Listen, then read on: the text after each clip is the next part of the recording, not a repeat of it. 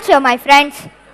Grantik, have you ever heard of a person who has all the diseases known to man? What? Have you heard of anyone that has no pulse but is still alive? This is sounding very crazy. Let us now watch a play about three hypochondriacs who mess up their journey and give us a hilarious treat. River, a perfect opportunity to explore the role of the River Thames in this our mighty enemy. Stop right there. This is a pack of lies. Harris, give that back. I like pickled onions, I like piccalilli, pickled cabbage is alright with a pickled meat on a Sunday night. I can go to Martha's, but what I do prefer is a little bit of cucumber, a little bit of cucumber. I went flying through the air with my old college chum. Certainly he told me we were back for Kingdom Come. Have you any last request before we wear a crown? I began to confession down. I like pickled onions, I like piccalilli, pickled cabbage is alright with a pickled meat on a Sunday night. I can go to Martha's, but what I do prefer is a little bit of cucumber, a little bit of cucumber.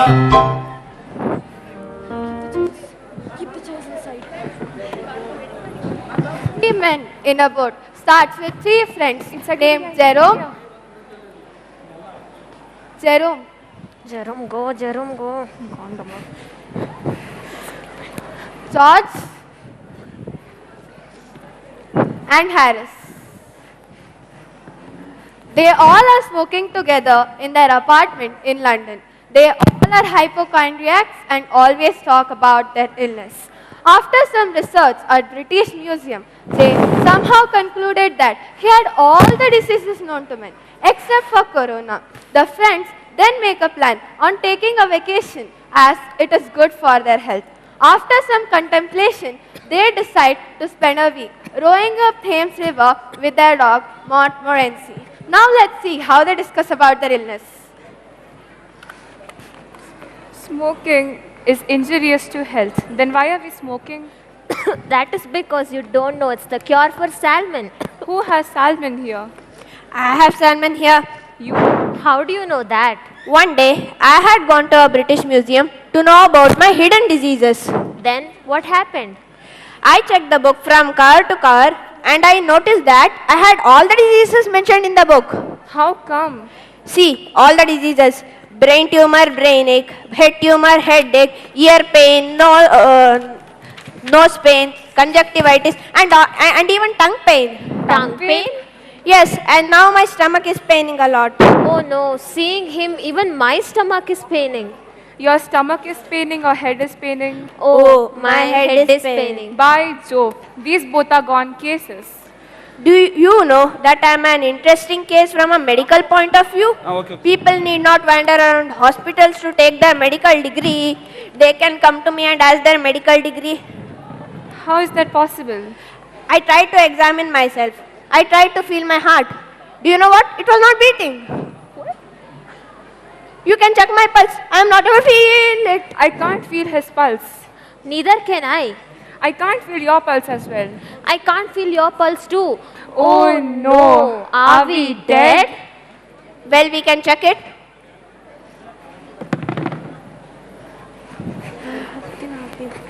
I hope we are alive. We are alive. So then, I went to a doctor to know about my hidden beauty. Hidden beauty? My illnesses. It's better we watch it now.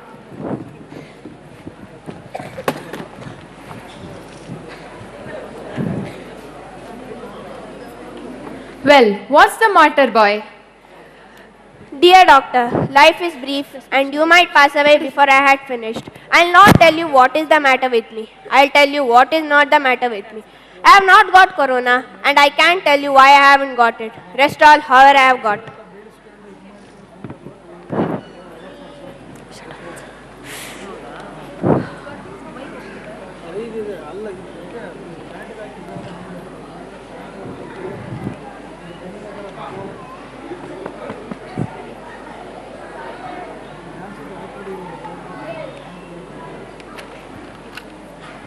Here, take your prescription and give it to the chemist.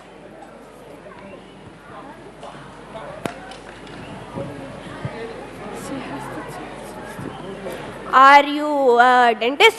Sorry. A chemist? Yes, I am a chemist.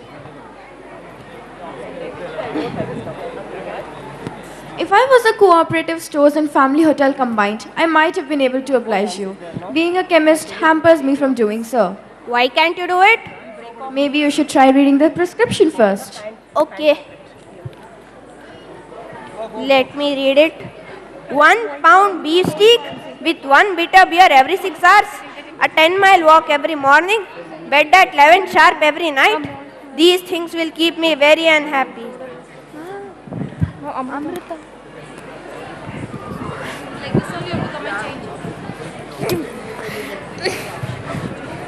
What are you both doing?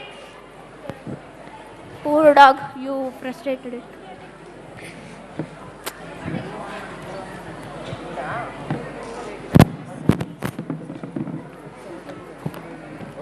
At this time, the landlady gets dinner for all the three friends.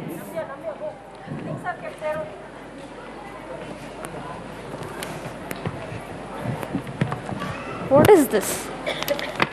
Oh no, you need not read it.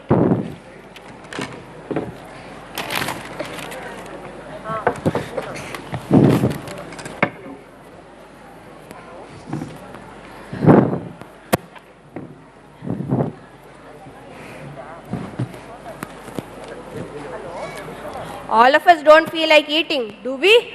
As we are ill, And no appetite also. Telling thus, all three ate 10 pounds of bread, 5 kgs of butter, 10 chickens, etc., etc., etc. The list goes on like this. In spite of eating so much, they came to the conclusion that they needed some rest. So the best option was to go for a vacation on Thames River. The next day of their journey, George and Jay wake up at 6 in the morning and cannot get back to sleep. So George tells Jay a story about how he once forgot to wind his watch before going to bed, which left him at confusion at 3 in the morning.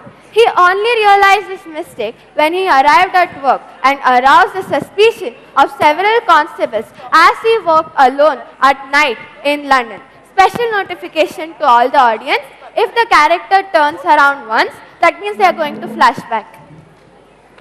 something worse had happened to George some 18 months ago when he had been lodging by himself at a house of certain Mrs. Jippings. Isn't it, George? Yes, my watch went wrong one evening and I did not notice this at that time for some reason or other.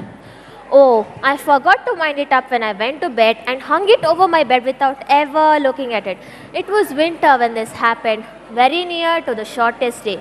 So when I woke up, I had no guide to the time or the place. Jeru, So then, then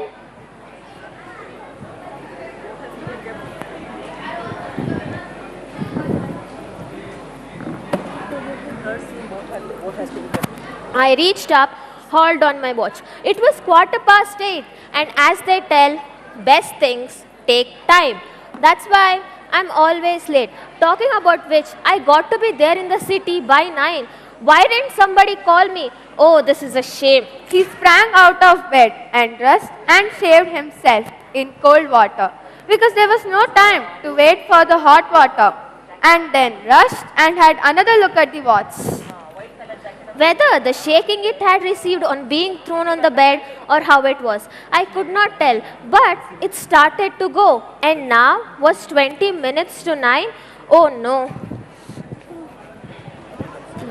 I wore it and ran downstairs, and guess what? There was no fire and no breakfast. How could Mrs. Gippings do such things? Oh, that wicked woman.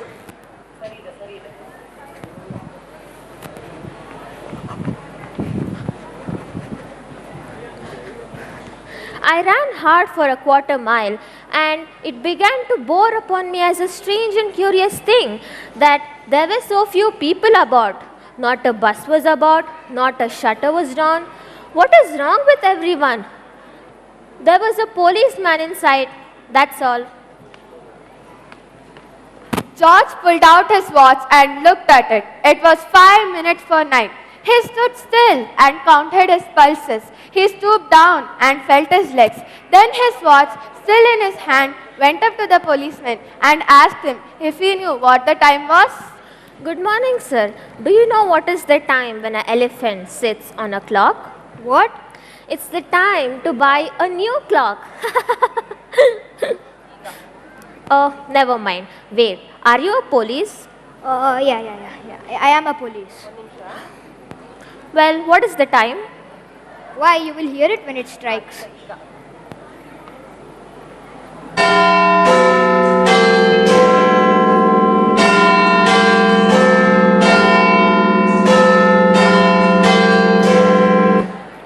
I listened, but a neighboring clock obliged.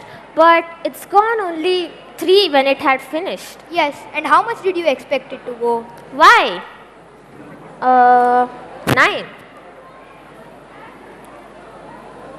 Do you know where do you live? Do you know where do you live? Yeah. Oh, my address. Oh. This is my address. Oh, that's where it is, right? Well, take my advice and go there quietly. Let's not have any more of this, please. Fine.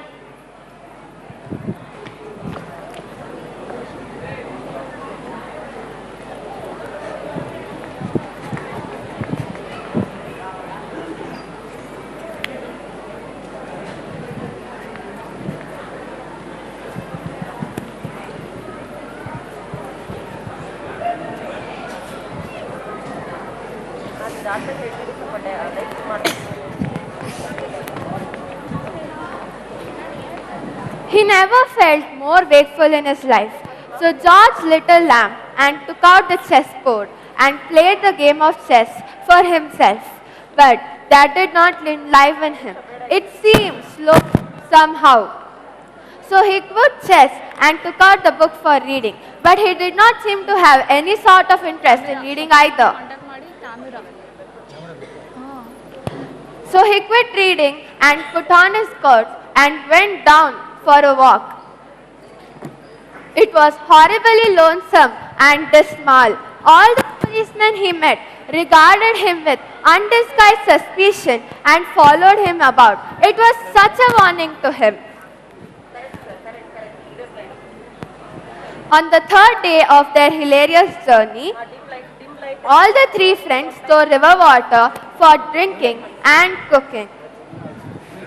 Can't we? Yes, I can prepare. Oh, look at the bird. George, The sky. George, Wow, it's so pretty. George, What? I need the vessel. The vessel. Look at the bird. And I didn't end it Oh, it's so pretty. Oh, the sky is so beautiful. The tea gets ready and all the 3 friends enjoy their hot cup of tea.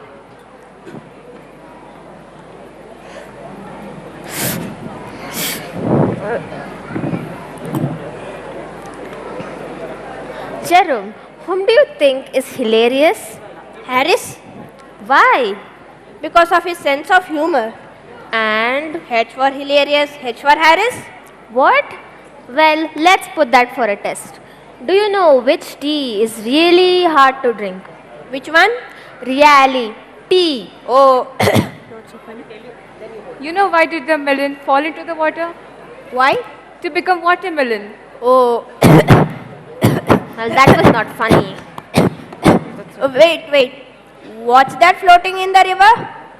Yes, even I can see it. Something furry? I think it's a dead dog.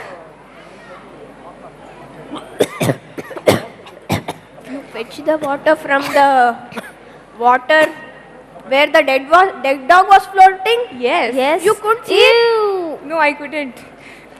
You! All 3 of them drank a tea obtained from the water in which dead dog was floating.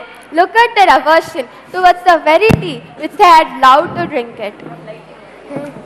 Remove the boat.